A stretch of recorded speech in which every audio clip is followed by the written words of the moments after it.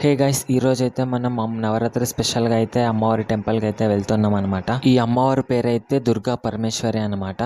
So ఈ temple అయితే చాలా చాలా బాగుంటుంది అనమాట. సో ఎందుకో ఏమో తెలీదు, ఈ టెంపుల్కి రాగానే నాకైతే ఫుల్ పాజిటివ్ వైబ్స్ అయితే వస్తాయన్నమాట.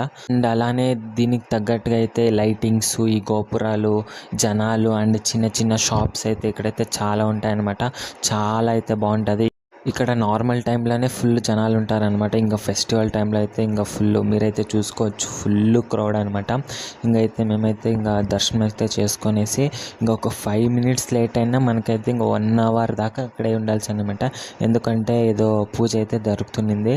సో మేమైతే త్వరగా అయితే వచ్చేసినాము.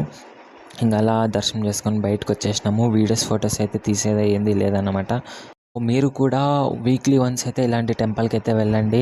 మనకి ఎన్ని టెన్షన్స్ ఉన్నా ఈ టెంపుల్స్కి వెళ్ళగానే మనకైతే మైండ్ రిలీఫ్ అయితే అవుతుందన్నమాట.